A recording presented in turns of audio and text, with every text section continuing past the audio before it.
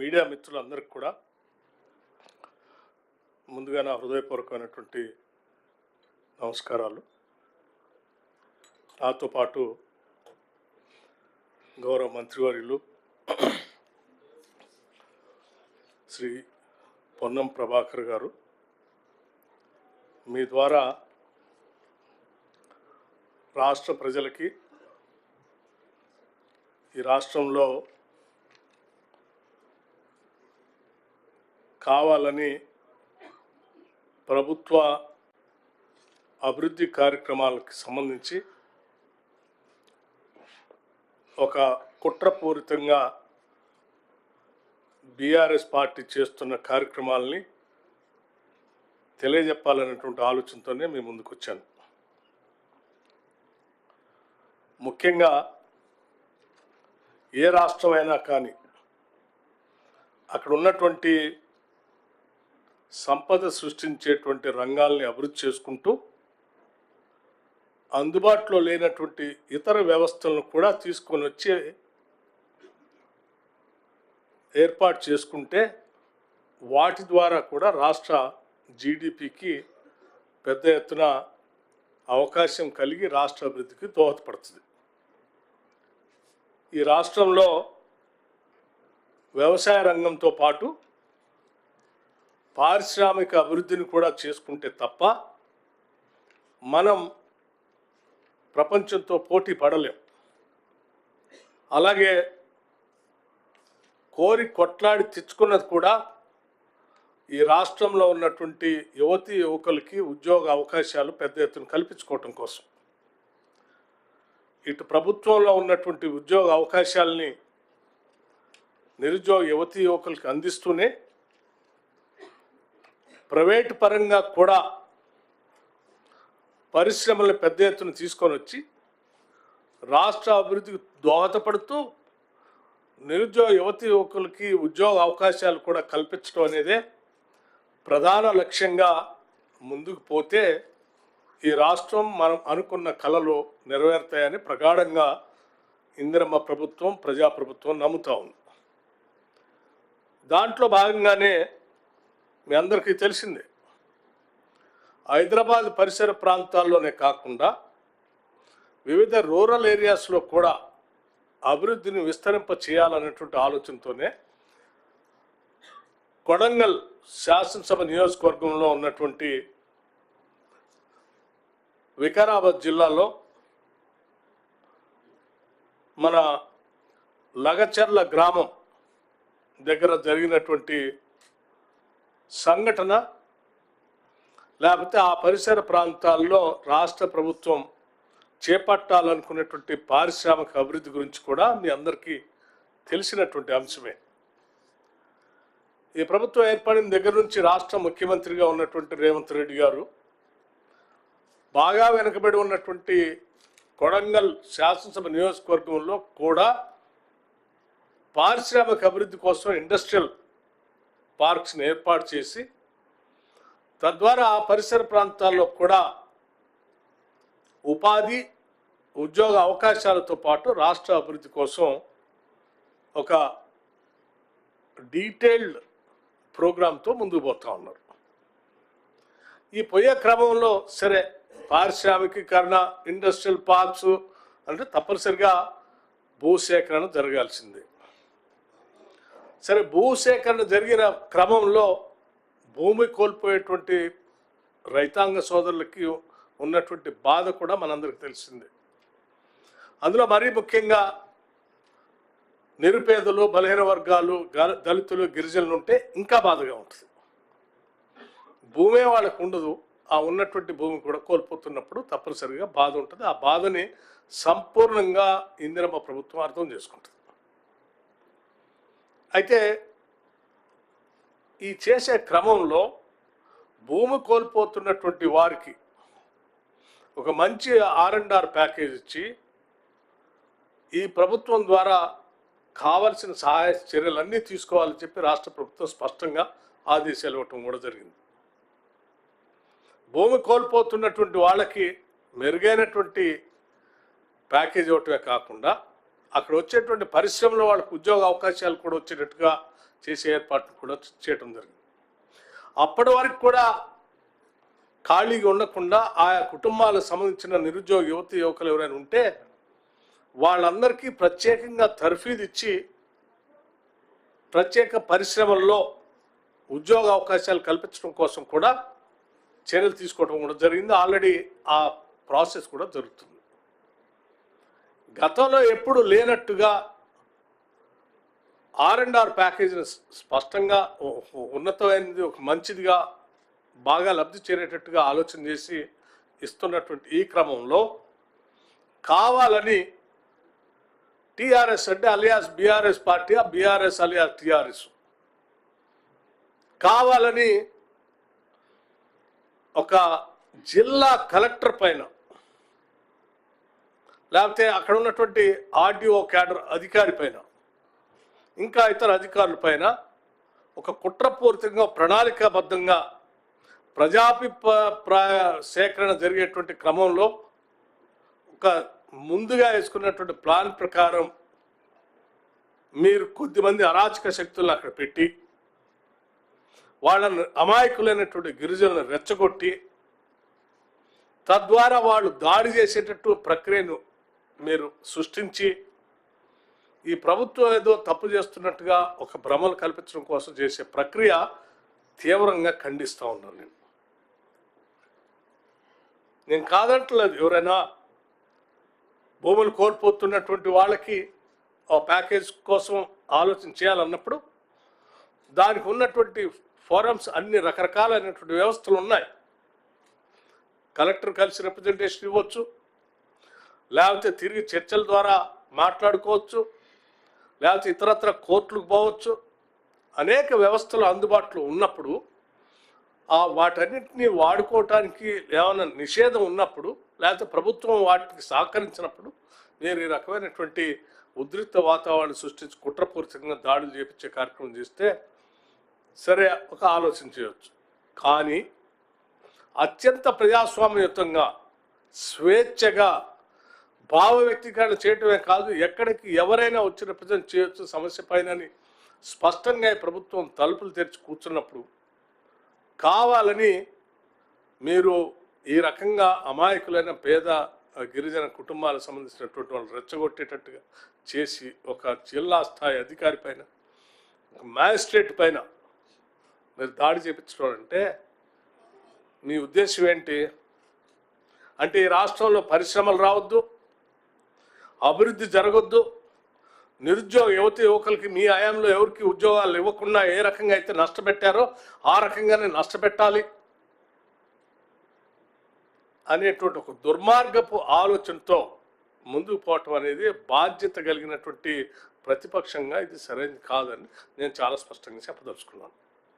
10 ఏళ్ళు పరిపాలన చేసినటువంటి మీరు మల్లన్న సార్ దగ్గర భూసేకరణ చేశారే, అనేక ప్రాజెక్టుల దగ్గర భూసేకరణ చేశారే, ఏనాడు కూడా మేము ప్రజాస్వామ్యయుతంగా గొంతెత్తి ప్రజల పక్షాన్ని మాట్లాడాం తప్ప ఎప్పుడు ఈ రకమైన దాడులు చేపించలేదు కదా.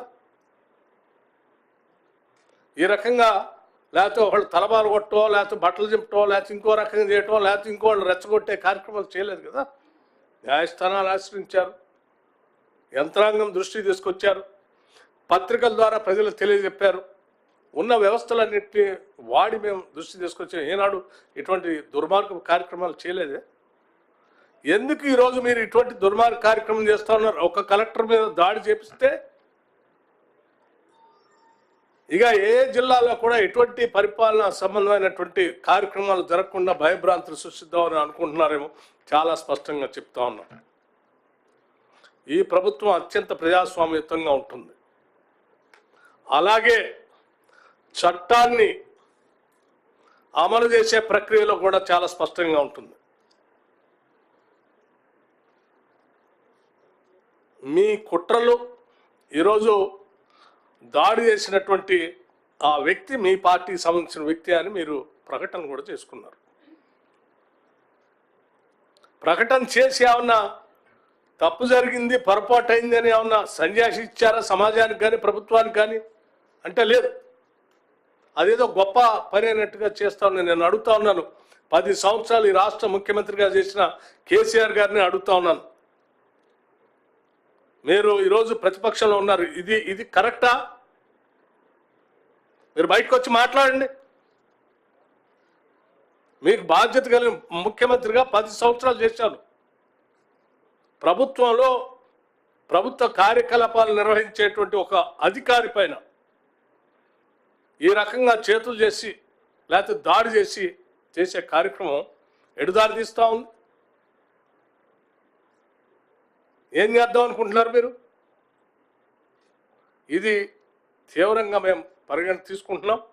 రాష్ట్రంలో ప్రభుత్వ కార్యకలాపాలు నిర్వహించేటువంటి అధికారులందరికీ కూడా విజ్ఞప్తి చేస్తున్నాం.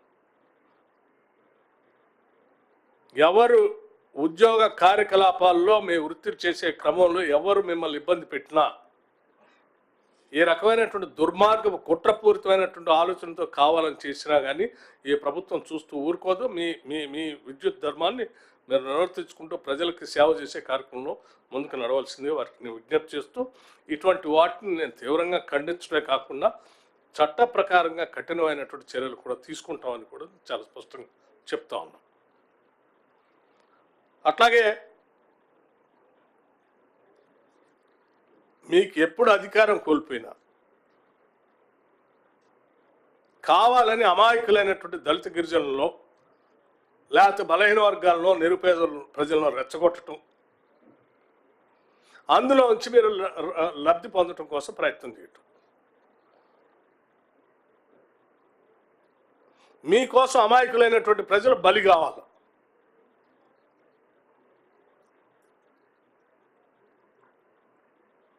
ఆ రోజుల్లో తెలంగాణ ఉద్యమం జరిగేటప్పుడు కూడా అమాయకులైనటువంటి పేద బడుగు బలహీన వర్గాలకు సంబంధించిన చదువుకునేటువంటి విద్యార్థుల్ని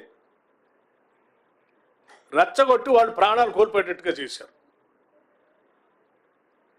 మీరు మాత్రం ఎవరికి ఏం కావాలా మీకు ఇవాళ మళ్ళీ మీకు ఉద్యోగం అయ్యే వరకు మళ్ళీ వచ్చి జనాలను రెచ్చగొట్టే కార్యక్రమం చేసి ఈ విధమైన దుర్మార్గ కార్యకలాపాలు చేస్తూ ఉన్నారు. ఏనంటే ఈ ప్రభుత్వాన్ని ప్రజలు తిరస్కరించట్లే. ఇక్కడ మీకు చాలా స్పష్టంగా మీ కార్యకర్తే ప్రజలు కోరుకుంటున్నారు అభివృద్ధిని, ఉద్యోగాలు కావాలని కోరుకుంటున్నారు, పరిశ్రమలు రావాలని కోరుకుంటున్నారు.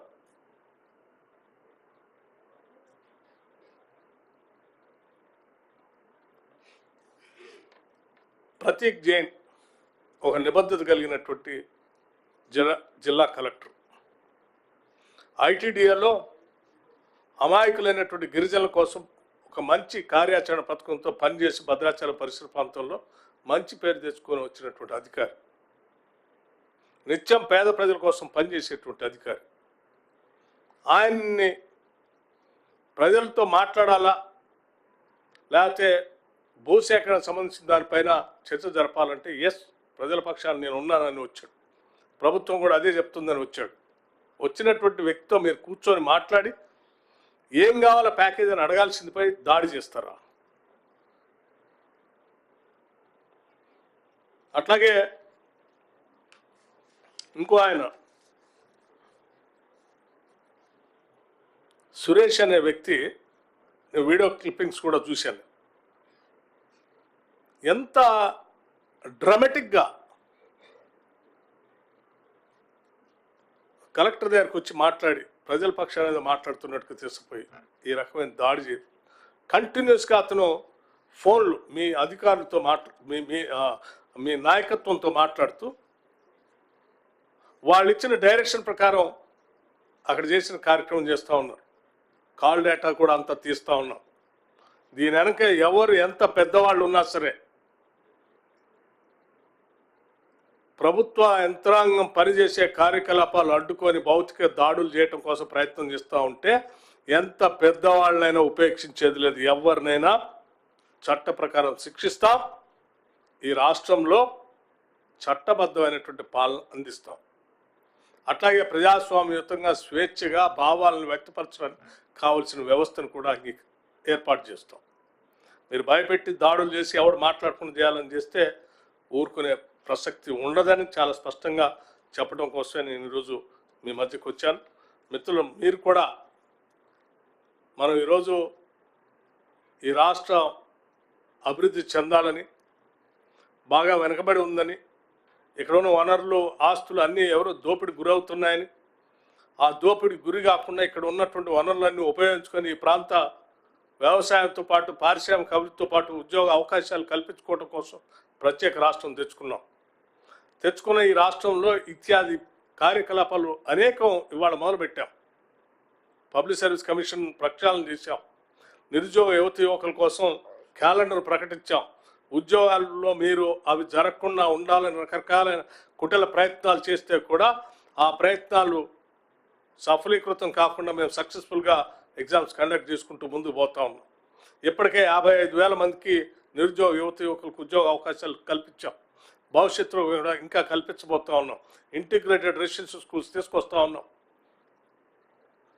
రకరకాలైనటువంటి స్కిల్ యూనివర్సిటీని తీసుకొస్తా ఉన్నాం. Advanced technology centres 65 advanced technology సెంటర్స్ని రాష్ట్రంలో ఏర్పాటు చేస్తూ ఉన్నాం. వీటితో పాటు ఈ పరిశ్రమలు కూడా తీసుకొని వస్తే ఇంకా ఉద్యోగ అవకాశాలు వస్తాయనే ఆలోచనతో ముందు పోతున్నాం. తప్పనిసరిగా ఆ పరిసర ప్రాంతంలో మంచి అభివృద్ధి కార్యక్రమాలతో పాటు పరిశ్రమలతో పాటు అక్కడ ఉన్నటువంటి రైతులకు కానీ భూములు కోల్పోయినటువంటి వాళ్ళకి కానీ మంచి R&R ప్యాకేజ్ ఉంటుందని, దానికోసం మీరు ఏ స్థాయిలో ఎవరితో మాట్లాడటానికైనా సిద్ధంగా ఉన్నామని, ఇటువంటి దాడులు చేసేటువంటి వాళ్ళపైన మాత్రం కఠిన చర్యలు తీసుకుంటామని చాలా స్పష్టంగా చెప్పదలుచుకున్నాం.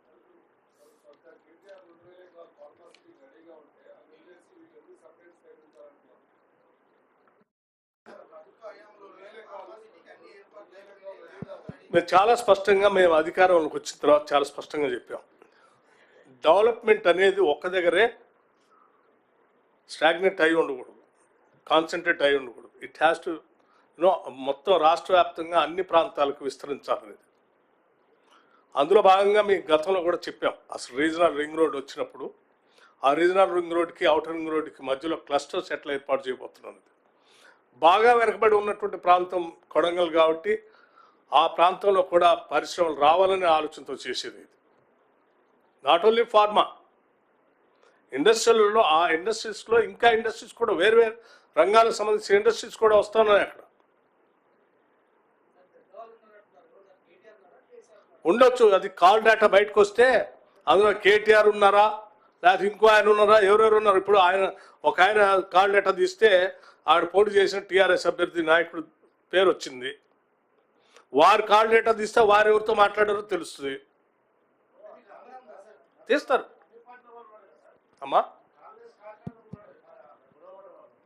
ఏమంటే నేనేం చెప్పా, మీకు చాలా స్పష్టంగా చెప్పా, ఆ సురేష్ అనే క్యారెక్టర్ ఏంటి, ఆయన ఎవరితో మాట్లాడి ఏం చేశాడు, ఎవరిని ఏ రకంగా రెచ్చగొట్టారు, ఎందుకు రెచ్చగొట్టారు, ఏ రకంగా దాడి చేయమని చెప్పి ఒక ప్రణాళికాబద్ధంగా చేశారని. ఆ నాయకత్వమే కదా టీఆర్ఎస్ నాయకత్వం చేసిందని కదా, టీఆర్ఎస్ వాళ్ళు చేశారని కదా.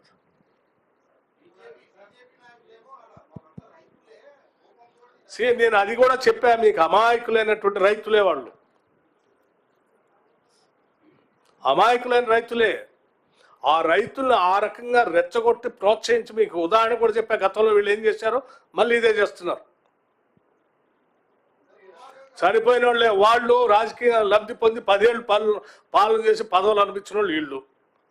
పాపం వాళ్ళు అమాయకులైన రైతులు, వాళ్ళకి మంచి R&R ప్యాకేజ్ ఇవ్వాలని ప్రభుత్వం ఆలోచనిస్తూ ఉంటే వాళ్ళ రెచ్చగొట్టి జిల్లా కలెక్టర్ మీద దాడి చేపించి వాళ్ళు నష్టపోయేటట్టు చేసి వీళ్ళు లబ్ధి పొందడం కోసం ప్రయత్నం చేసి ప్రభుత్వం మీద బురద జల్లి ప్రజలకి అంతిమంగా పరిశ్రమలు రాకుండా, ఉద్యోగాలు రాకుండా, అభివృద్ధి లేకుండా చేయాలనే కుట్ర ఇది.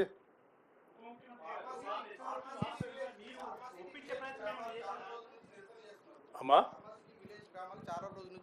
నిరసన చేస్తున్నారు, వాళ్ళు కోపంగా ఉన్నారని అందరికీ తెలుసు. మరి అక్కడ ఉన్నటువంటి లోకల్ పోలీసులు కావచ్చు, ఇంటెలిజెన్స్ వ్యవస్థ ఏం చేస్తుంది, అధికారులు వైఫల్యం కాదంటారా కలెక్టర్ మీద? ఒక్క నిమిషం, గతంలో చాలాసార్లు ల్యాండ్ ఎక్విజిషన్ జరిగిందా, చాలా ఉధృతమైనటువంటి రకరకాల నెలల తరబడి కూడా ఉద్యమాలు చేశారు కదా. ఎప్పుడైనా కలెక్టర్ల మీద, అధికారుల మీద ఎట్లా భౌతిక దాడి చేశారా?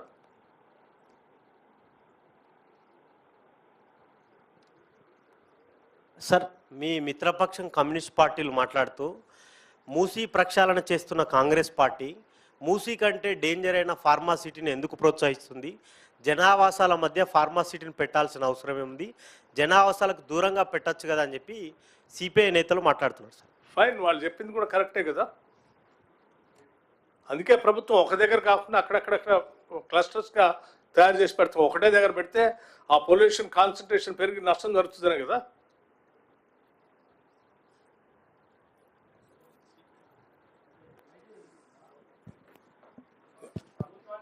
సార్ డిప్యూటీ సీఎం గారు, వీళ్ళు తల్లకిందులు తపస్సు చేసినా కానీ ప్రభుత్వాన్ని ఎవరు ఆశ్చర్యపరచలేరు.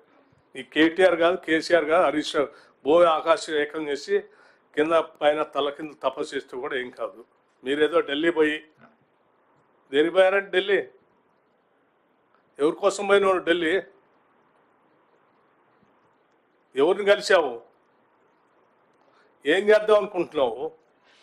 నువ్వు పోయి అక్కడ పోయి నువ్వు చేసిన తప్పిదాలన్నింటినీ కప్పిపుచ్చుకోవటం కోసం, లేకపోతే గవర్నర్ దగ్గర ఉన్నటువంటి పర్మిషన్ ఏదో మాట్లాడుకోవటం కోసం ఢిల్లీ పోయి ఆడ మాట్లాడుకొని మళ్ళీ ఆడ స్టేట్మెంట్, మహారాష్ట్రలో మేము ఏది ప్రజా వ్యతిరేకమైన కాంగ్రెస్ ప్రభుత్వాన్ని, కాంగ్రెస్ పార్టీకి వ్యతిరేకంగా ఓటేయండి అని.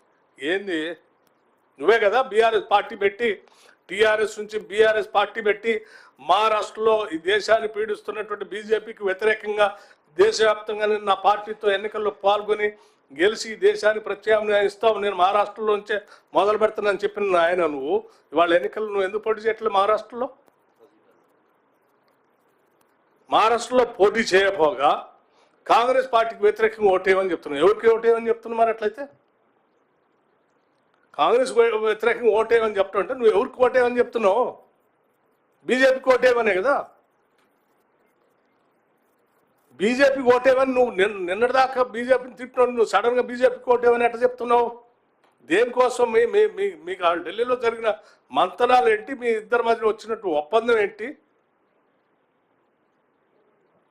సార్ డిప్యూటీ సీఎం గారు, జనరలీ దిస్ పబ్లిక్ హియరింగ్స్లో అడిక్వేట్ పోలీస్ ఫోర్సెస్ డిప్లాయ్ చేస్తాం కదా sir. In this case why it was not followed sir? The district collector ప్రజల మీద నమ్మకంతోనే ఉంటాడండి ఎప్పుడైనా. కానీ మీరు ఈ రకమైన కుట్ర చేసి దాడి చేపిస్తారని అనుకోరు కదా. బాధ్యత కలిగిన నాయకులు కదా మీరు. సార్ ఇప్పుడు డిప్యూటీ సీఎం గారు కేటీఆర్ గారి ఢిల్లీ టూర్ మీద మీకు అనుమానాలు ఉన్నాయి? అనుమానాలు కాదు, ఉన్నది చెప్పాను కదా. ఒకటి. రెండోది ఏంటంటే ప్రభుత్వం పంపిన ఫైలు 15 రోజులుగా రాజ్భవన్ ఉంది. దీనికి దానికైనా లింక్ ఉందని మీకు డౌట్ ఉందా? ఏమండి? స్టేట్ గవర్నమెంట్ ఫార్ములా ఈ రేస్ మీద ఏసీబీ కేసు నమోదు చేయడం కోసం మీ స్టేట్ గవర్నమెంట్ పంపించిన ఫైల్ రాజ్భవన్లో 15 రోజులు అక్కడనే ఉంది. ఈలోపు కేటీఆర్ ఢిల్లీకి వెళ్ళారు. ఈ రెండింటికి ఏమైనా లింక్ ఉన్నట్టు మీకు అనుమానం కదా. మరి అందుకే వారు అంతా హడావుడిగా ఢిల్లీ పోయి వారు అందరితో మాట్లాడుకొని ఒప్పందం చేసుకొని బయటకు వచ్చి వీళ్ళు మాట్లాడితే ఎట్లండి? ఆ టెండర్ల గురించి మాట్లాడుతాను నేను. అంటే అరే 30,000 కోట్లతో అయ్యేదాన్ని 1,60,000 కోట్లకు పెంచి అడ్డగోలు టెండర్లు పిలిచిన కేసీఆర్ అండ్ కేటీఆర్, హరీష్ రావు వాళ్ళ మాట్లాడేది టెండర్ల గురించి. గవర్నర్ అది కూడా ఆ టెండర్లు ఏంటి? అమృత ఏదో సంబంధించిన టెండర్లు మీరు పిలిచిన టెండర్లే కదా. అడ్డగోలుగా మీరు అడ్డగోలు పెంచి పిలిచారని క్యాన్సిల్ చేస్తే మీకంటే తక్కువకి వచ్చింది టెండర్. అది మీరు పిలిచిన రేట్ కంటే తక్కువకి వచ్చింది. సంతోషించాలి. రాష్ట్ర ప్రభుత్వం మీద, కేంద్ర ప్రభుత్వం మీద ఇంకా భారం తగ్గించింది ప్రభుత్వం. గవర్నర్ సంతకం చేయకపోతే ఫార్ములా ఈ రేస్ కేసు ఏం కాబోతుంది? మీకు నెక్స్ట్ యాక్షన్ బి ఉందా? యాక్షన్ ఏ, యాక్షన్ బి, యాక్షన్ సి అనేది ఏముండదు. ఒకటే చట్టం ప్రకారం, చట్టం ఎట్లా ఉంటుంది దాని ప్రకారం చేసుకుంటూ పోతుంది అంతే. చట్టం ఏం చెప్తుందో దాని ప్రకారం దాని స్టెప్ ఉంటుంది అంతే. ఫైన్. ఎందుకు ఆలస్యం అవుతుంది అనుకుంటారు సార్ మీరు? 15 రోజులుగా వారు ఢిల్లీ పోయారు, ఢిల్లీలో కలవాల్సిన పెద్దలందరితో కలిశారు, ఒప్పందం చేసుకున్నారు. ఒప్పందం చేసుకొని బయటకు వచ్చి వెంటనే ఆడ కాంగ్రెస్కు వ్యతిరేకంగా ఓటేయండి, బీజేపీకి అనుకూలంగా స్టేట్మెంట్ ఇచ్చారు సార్. దాన్ని బట్టి అర్థమవుతుంది వారిద్దరు ఒప్పందం ఏం జరిగిందో ఢిల్లీలో అని. సార్ ఏమండి? వెయిట్ చేస్తున్నాం, చూద్దాం ఏం జరుగుతుంది. ఆమోదం తెలపకపోతే గవర్నమెంట్ ప్రత్యేకంగా విడిగా చర్యలు కోర్టుకు వెళ్ళటం కానీ గవర్నర్ ఇప్పుడు ఆమోదం చూద్దాం, ముందు ఊహాజనితాలు ఎందుకు. Let's wait. మాకైతే సంపూర్ణ నమ్మకం ఉంది మా గవర్నర్ మీద. గవర్నర్ తిరస్కరిస్తే we have a lot of respect and regard, we have a lot of confidence on him. Definite గా వారు చట్ట ప్రకారం చేస్తారని ఆశిస్తున్నాం. Sir, in the aftermath of this fresh violence, how are you going to go ahead with Kodangal Pharma this thing, sir? Industrial park కోసం industries ని establish చేసే ప్రక్రియలో రాష్ట్ర అభివృద్ధి కోసం ఈ రాష్ట్ర ప్రభుత్వం అడుగు వెనక్కియదు. Clear? There is a local dissent, no, sir. How you are going to? We'll talk to them. There is a methodology. చర్చల ద్వారా ఎన్నైనా రిజాల్వ్ చేయొచ్చు. So we believe in democracy. భౌతిక దాడుల మీదనో సపరేషన్ మీదనో అపరేషన్ మీదనో మేము నమ్మం. We'll initiate dialogue. But at the same time, if somebody wants to take the things into their hands and dictate terms by, creating this kind of law and order problem, we will not spare them also. Itel Rajendra garu is faulting arresting villagers and sir. Amma? Villagers ni case చేయడము is faulting this is అంటే villagers ని case file చేస్తున్నారు కదా, is faulting. నేను అదే మీకు starting లో చెప్పాను. ఒక పద్ధతి ప్రకారం కుట్రపూరితంగా అమాయకులైన రైతుల్ని బలి చేయటం కోసం వాళ్ళు రెచ్చగొట్టి ఇటువంటి కార్యకలాపాలు చేస్తున్నారు. నేను ఐ రిక్వెస్ట్ ఫార్మర్స్ ఆల్సో, మీకు ఏదైనా ఉంటే కలెక్టరు మీతో చాలా ఫ్రీగా మాట్లాడటానికి వచ్చారు, మీరు రిప్రజెంట్ చేసుకోవచ్చు, రేట్ అనే దాని మీద మాట్లాడుకోవచ్చు, ఇంకా ఏం కావాలో దానిపైన కూడా ఇంకా చాలా ఉంటాయి. వాటన్నిటిని వినియోగించుకోండి. ఈ ప్రభుత్వం మీది, ప్రజల ప్రభుత్వం ఇది. ఇటువంటి దుర్మార్గుల చేతుల్లో పడి అనవసరంగా మీకు జరిగేటువంటి అభివృద్ధిని మీకు మీరే నష్టపరచుకోబాకండి. సార్, అక్కడ లోకల్ ఎంపీ డీకేఆర్ మాట్లాడుతూ అక్కడ సీఎం గారే డైరెక్ట్గా ఎమ్మెల్యేగా ఉన్నప్పుడు ఇక్కడ కుట్ర ఏముంటుంది, ఎమ్మెల్యేగా ఆయన బాధ్యత ఉంటుంది కదా, ముందు పోయి ఆ గ్రామాల ప్రజలతో సమావేశం, ఆయన అంతా వాళ్ళు ఆయనకు ఓటేసిన వాళ్ళే, ఆయన పోయి ముందు వాళ్ళని మాట్లాడి వాళ్ళని ఒప్పించి తీసుకోవాలి. కానీ ఇట్లా డికే అరుణ గారికి కూడా నేను ఒక విషయం చాలా స్పష్టత ఇవ్వదలుచుకున్నాను. చాలా సంతోషం, వారు మంచి మాట చెప్పారు. కాకపోతే అక్కడ ఉన్నటువంటి శాసనసభ్యుడు ఈ రాష్ట్రానికి ముఖ్యమంత్రిగా కూడా ఉన్నారు. రాష్ట్ర పాలనకు సంబంధించి అనేక రకాలైన కార్యకలాపాలు ఉంటాయి. అందుకోసమే ఆడ స్పష్టంగా ఆ కొడంగల్ డెవలప్మెంట్ అథారిటీ అని ఒక అథారిటీని పెట్టి దానికి ఒక స్పెషల్ ఆఫీసర్ వేసి ఒక కలెక్టర్ని ప్రత్యేకంగా దృష్టి సారించి ప్రజలకు ఏం కావాలో మీరు చేయండి అని చెప్పి వారికి కావాల్సిన సంపూర్ణమైన స్వేచ్ఛను ఇవ్వటం జరిగింది. దాంట్లో భాగంగానే అనేకసార్లు డైలాగ్ జరుగుతుంది. అందుకే వారిని రండి కలెక్టర్ గారు అనగానే ఏమంటే వెళ్ళింది ఆడికి వెనక ముందు కూడా ఆలోచన చేయకుండా. సార్ డిప్యూటీ సీఎం గారు, ఇప్పుడు కులగణన సర్వే విషయంలో మీరు ప్రైవేట్ వ్యక్తిని పంపి సర్వే చేపిస్తున్నారని చెప్పి దాని గురించి రేపు మాట్లాడుతున్నాను.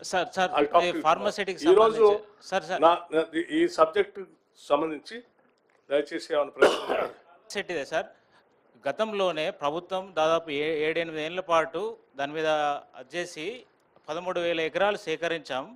దాన్ని ప్రభుత్వం ఇప్పుడు వచ్చిన ప్రభుత్వం వినియోగించుకోకుండా దుర్వినియోగం చేస్తూ అక్కడ ముచ్చెర్లలో గతంలో ఇప్పుడు ప్రస్తుతం డిప్యూటీ సీఎంగా ఉన్నటువంటి మీరు ఏ పేపరు? మహాన్యూస్ సార్. మహాన్యూస్. నేనేం చెప్తున్నా అంటే దీనికి సంబంధించిన ప్రశ్నలు చాలా సందర్భాల్లో చాలా ప్రెస్ మీట్లో వచ్చినాయి.